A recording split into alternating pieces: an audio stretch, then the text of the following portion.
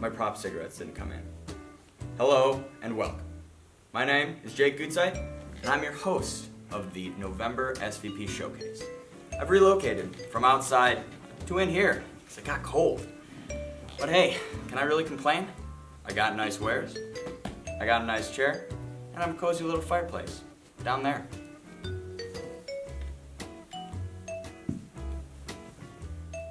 So join me as we go through a wonderful world of SVP shows. Kick back, relax, and let's get started.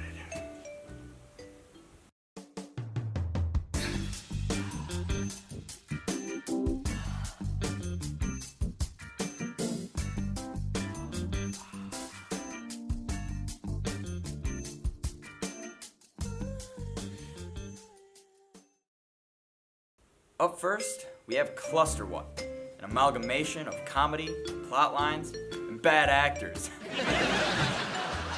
Kidding, of course. Anyway, what are these hooligans up to this time? Let's find out. Previously on ClusterWhat. Seen me.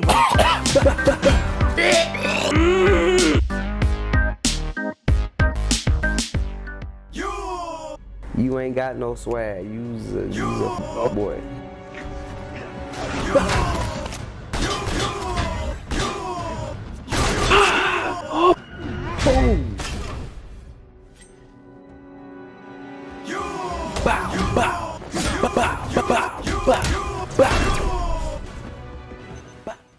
Now You See Me 2 Magic Set. Reverse unboxing.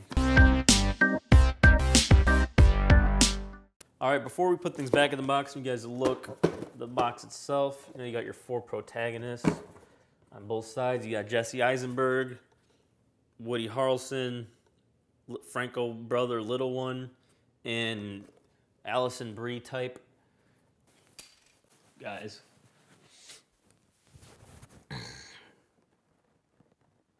This next one, when I unbox this next one, I'm gonna be honest, I was a bit peeved off. So on the box, it says includes anti-gravity. So I'm like, this is about to be some Rick and Morty in this box. I'm about to float. I open it. The fucking anti-gravity is this little plastic bottle cap, little golf marker. They sent me a golf marker. Look at this. How are you gonna send me a golf marker? It says anti-gravity. It's literally a plastic with a hole in it. I mean, I'm calmed down now, but you should have seen me when I opened this. I was peeved. I have no idea what this is. You spin it, it doesn't even go that long. Shoots back in your face. I want to put this one back in the box. I don't want to see this anymore.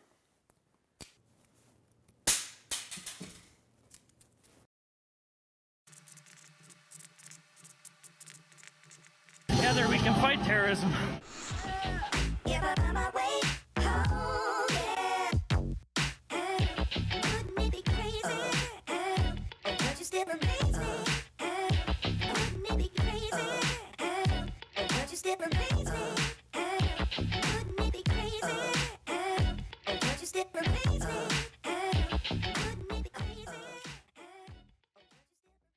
Okay, this first package is from Jane Custard. Jake Custers. I can't read your name. It's, oh my God, it's a magic kit. They tell me, Gus, you don't have friends, and I say, shut up, you dumb idiot. I got magic now.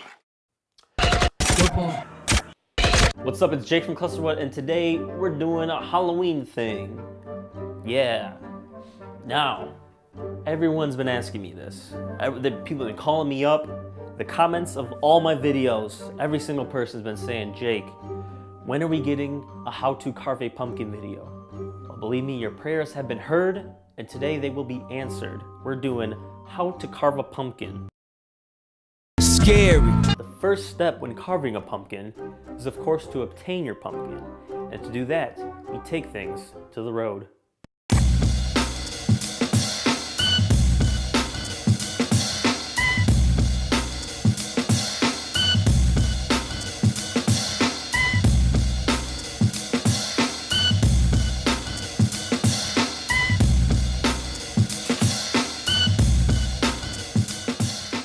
Alright, now that we've obtained our pumpkin, we need things to cut it up with. So, you want to go grab your knives out of your oven. Now, I recommend having multiple knives when carving a pumpkin because you never know what type of situations you need to go with. Sometimes you need 2 hands to get at it. Sometimes you need 1. Sometimes you need left hand. Sometimes you just want to feel powerful and hold 2 knives in your hands. You never know. So it's good to have those options. So always have 2 knives ready when you carve a pumpkin. Oh, just like back for my childhood.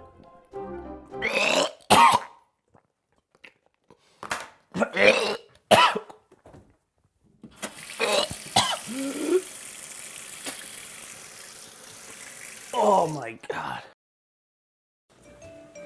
This month, we have a fine segment of the Jas Show, an interview show hosted by none other than Jasmine McNeil. This week, she has AT on to discuss his career, his latest music video, and more. Let's get into it. This should be interesting. So let's talk about the video that you put out. Okay. How'd you like that? What's the title of the song? It's From the Bricks. And that's actually one of the songs that actually had like everything together, like for like the conclusion and stuff. So that's one of the tracks right there. Where I talk about like politics, certain people getting like influenced by the wrong people they being around with, or like social media. Like, yeah, kind of touches a lot in like that whole last verse of the song there. It's like a lot of powerful stuff said. oh yeah. So tell me what you meant by Eminem, seeing white people die, not saying nothing. Farrakhan seeing black people die, not saying nothing about it. Well, a lot of like white people actually look up to artists like Eminem that has like that level like of stardom. Mm-hmm. So they expecting somebody on that level to say something. Mm-hmm. They still take it upon themselves to like say what's needed, to like help out with their friends or like the neighborhood or just like their community that's going through that same issue. Mm-hmm. And the same thing goes for Louis Farrakhan too. He kind of hold that level also. You don't think he's saying nothing though? Or nothing of how Nah. you want him to say it? Not how he wanted to say it though. Cause I feel like he could say stuff like better, Okay. but So you think he's just talking and not really doing something about it? right. Okay.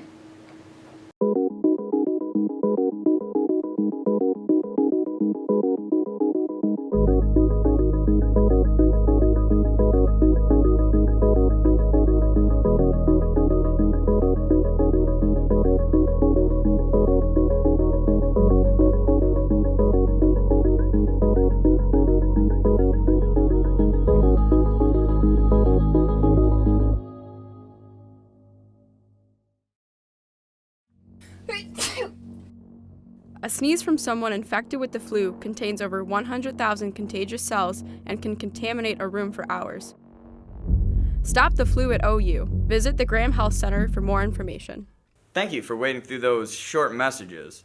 Let's get back into the goods. Who doesn't love a good sitcom?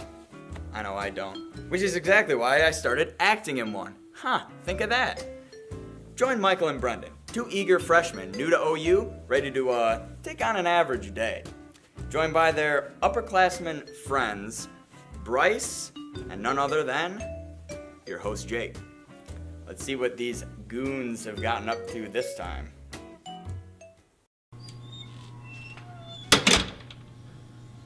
There we go.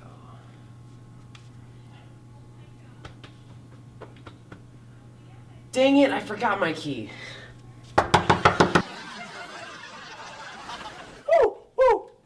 Brendan! Brendan! Left my keys at no room. Hi, Michael. Hey, look at this! These are black numbers and letters, and these are 2 O's. Like 3:30. That's so Yeah. cool. Wait, do you have your? Oh no! And I said, hey, stop thinking about tomorrow and let's focus on today. overthinking my whole future. Too worried about what people say. So please just be yourself now. Send your brain into timeout. I keep missing life's precious moments because I'm too busy stressing out.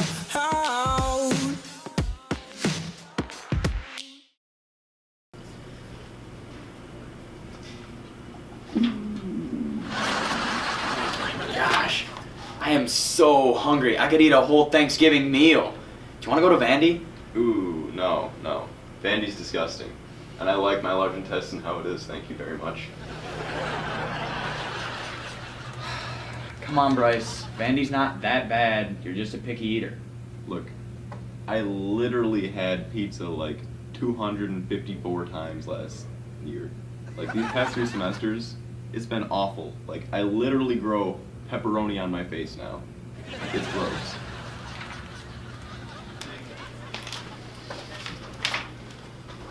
Hey Jake, hey Bryce. We just get back from the cafeteria and we love it there. We had pizza, we had... Okay, listen. These freaking freshmen, they're so easily pleased. And freaking they'll believe anything you tell them. Watch this. Ooh. Hey Brendan. Hey, what's up, Jake? What do you think about that construction by the OC? It's so cool. Go Grizzlies. See what I'm talking about? Oh my gosh. Regardless, I'm still hungry. Yeah. So we should get out of here and get something to eat. Well, I have some food in my room, so you can just grab that, go in the kitchen, cook it up. Yes. Wait, yes. You guys are gonna cook things in a kitchen with ingredients and an oven?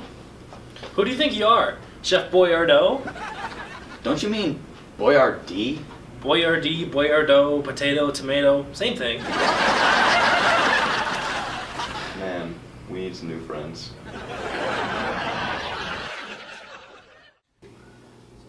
Okay guys, I think the best course of action is to call for some help because this is way too difficult. It's just a pizza. How hard could it be? Pretty hard. Look, it says that we have to cook it in the oven at 400 degrees for 18 to 21 minutes. Do you think if I wrapped on the pizza that it would cook faster? See, that's the thing is when the wraps aren't fire, it won't cook the pizza. All right.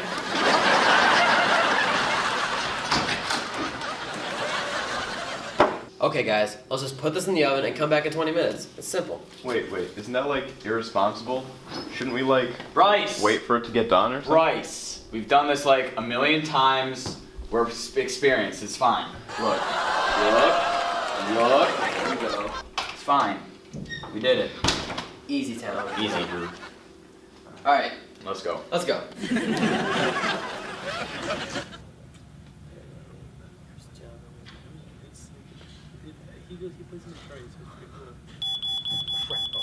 Is that the smoke detector?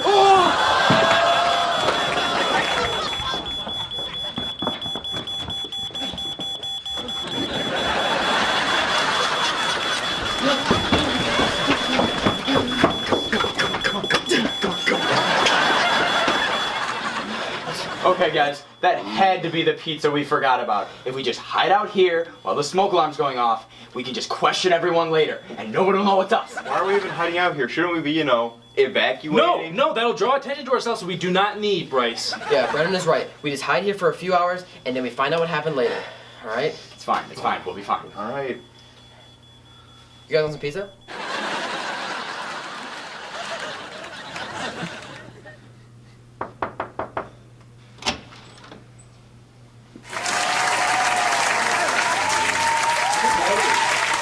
Did you hear about the fire that happened earlier?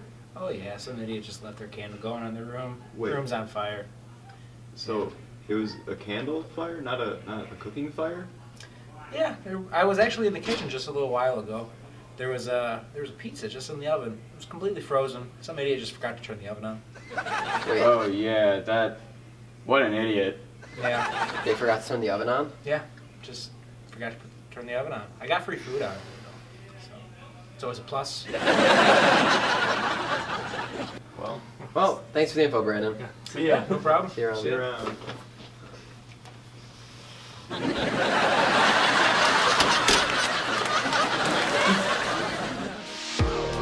got a dream and I wanna make it real. I know I'm not alone with how I feel, but I wonder if it will ever come to be. Because I'm just a curly-haired kid from small-town Fenton, and I doubt people truly think I'm gonna make it. That's okay though, I go and get it anyway. Put the work in and turn my dreams into reality. And all I gotta do is be myself now. Up next, we have The Take, a segment dedicated to movie reviews. This week, we join a couple hosts as they talk about the new movie, Daddy's Home 2. See what they have to say.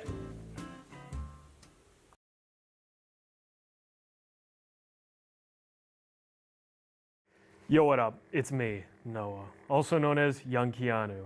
I'm here with whatever we could find in the back, also known as Aiden. It's really unfortunate. I can't believe I've sat through an entire movie with you. I can.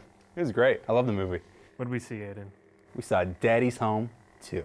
You said you liked this movie? Yeah. You just were positive about it? It was the best Christmas movie I've seen all year. You knew you were going to have a problem. No. We'll get into that right after the theme song.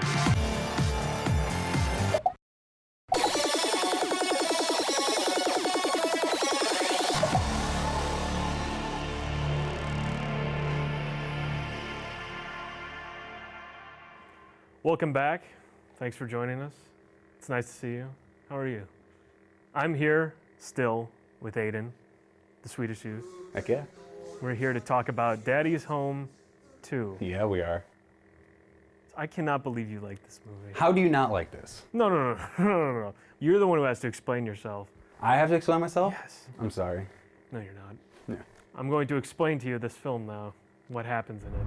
Father and stepfather, Dusty and Brad, join forces to make Christmas perfect for their children. Their newfound partnership soon puts them at test with... I don't think I can read, like, simple sentences. The synopsis of the film is, father and son, Dusty and Brad, join forces to make Christmas perfect for their children. Their newfound partnership soon puts their to the... You want me to read? We can be co-readers. Where'd you leave off? Macho Dad and Brad's gentle father arrive to turn the holidays upside down. Father and stepfather, Dusty and Brad, join forces to make Christmas perfect for their children. Their newfound partnership soon gets put to the test when Dusty's old-school macho dad and Brad's gentle father arrive to turn the holidays upside down. Whoa. So just from reading that, you can already tell exactly what happens in this movie. It's that cliched, it's that played out. But it's the kind of movie where you know what's going to happen and you can just sit through and have a good time. Okay. Yeah. Yeah, great. Yeah. Do we need more movies like that, Aiden? No. This movie took the premises Daddy's Home 1 and does everything that every comedy movie does and takes it to Christmas in the next movie. I think Mel Gibson was my favorite part of the movie, mostly because he seemed to be upset and wanted nothing to do with anything that was happening, which I could totally relate to. I tried to sit through Daddy's Home 1 and it did not go well in any way, shape, or form. I watched the first 20 minutes, I hated it. I tried to watch it another night and I fell asleep during it. I had zero expectations of actually laughing, and this actually pulled it through for me. Okay, that's all well and good, right?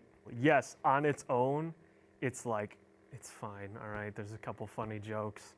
These, both Mark Wahlberg and Buddy the Elf are really good at comedic timing and all that sort of stuff. And all that is fine, but it's just a slog. Every single scene, you know exactly where they're going. Will Ferrell walks into a shower. I wonder what's gonna happen. He's either gonna fall down or he's gonna get sprayed by the water. That's what's gonna happen. Every single scene is just completely laid out for you. That's every scene. It's like, we can't figure out a way to make this witty or funny. Let's just hurt somebody, because people always laugh at that. But were you really expecting a masterpiece with this movie? No, but I'm critiquing the film we just saw on its issues, and it's the fact that it did nothing new. And it's just so painfully average. And I think that's worse than anything. It's too competent to make fun of it. Exactly, it's competent. It's a competent comedy film. I know, but that's, I don't know. To me, that's the worst it could possibly be, is just fine.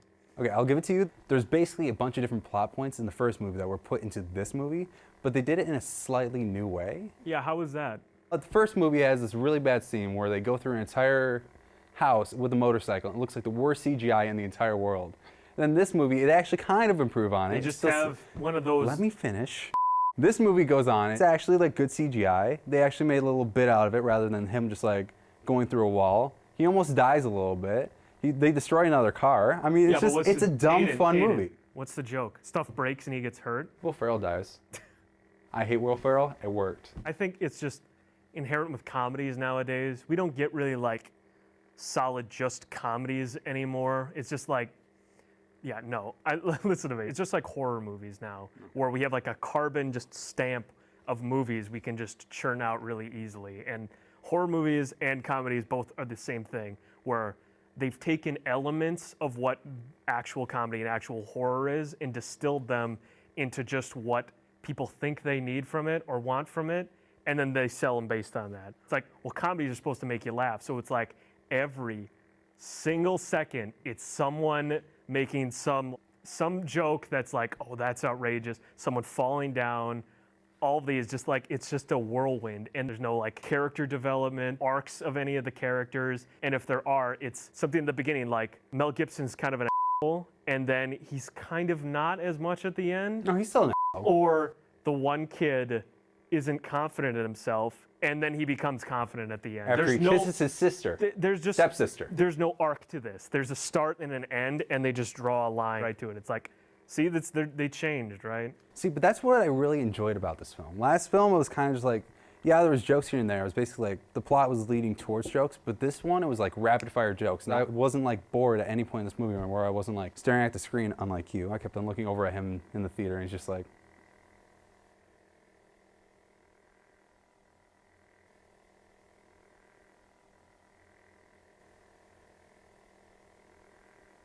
I went into this movie with zero expectations, and that's probably why I like was very surprised and like I really enjoyed this film. Okay. How about we just outline how the story went, because that's another problem I have with this thing. Mel Gibson doesn't like the relationship between Mark Wahlberg and Will Ferrell, and he tries to split them up by taking them to a cabin. And that's the entire movie. Yeah. And the problem is, though, is that would make sense if that was a section of it, or there was more of a development to it. But that's it. Interspersed with a bunch of weird other things where the characters just, based on the scene, act differently. It's just repetitive. The whole movie is completely repetitive. It's the same jokes. It's the same story beats over and over. This thing is like, how long was this movie? Like an hour and a half? Hour and 40 minutes, I believe. It's torture. You're not gonna remember this movie in like a month. I'm gonna remember. Like 2 months, you won't remember anything. This is a Christmas movie, and Christmas is in a month. I'm going to remember the living out of this. You gonna ever watch this movie again? Yes, Feliz Navidad, sir. You'd be ashamed, you know that? Not just from this, but just in general. I'm wearing their merchandise. Do you think I have Yeah, any no wonder you like the movie. self-love for myself? What has this show turned into? What have we become? So Aiden, what would you give this out of 5 whatevers?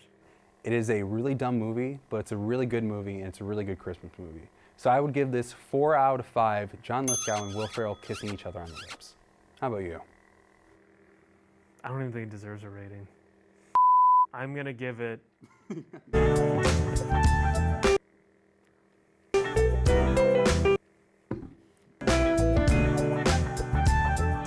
One and a half out of 5 angry, sad, drunk Mel Gibsons out of 5. Because that's how I feel. How dare you! Well, thanks for joining us, Aiden. It's been a ride. You know, I think you're very negative on this movie. This is like the perfect dad joke movie where it's just one big old dad joke. You know what? To really get you in the mood, let's have a dad joke off. You're on. Whenever the cashier at the grocery store asks my dad if he would like milk in the bag, he replies, no, just leave it in the carton. Hey, Aiden. Yeah, Noah? Why did the bicycle fall over? It was too tired.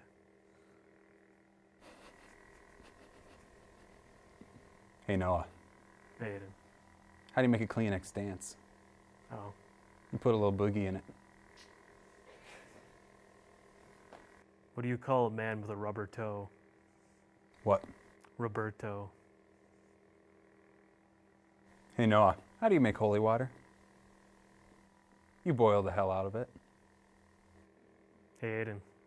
Did Yeah, you hear no. about the kidnapping at school? No, I didn't. It's okay, he woke up.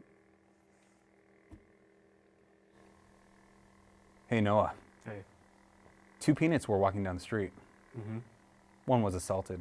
You think that's funny? You think that's funny, Aiden? To joke about my peanut allergy like that? It's really serious. I could die. This. It's over. I'm ending the episode. Follow us on whatever. Follow us on social media. I'm done. This. No, I'm sorry.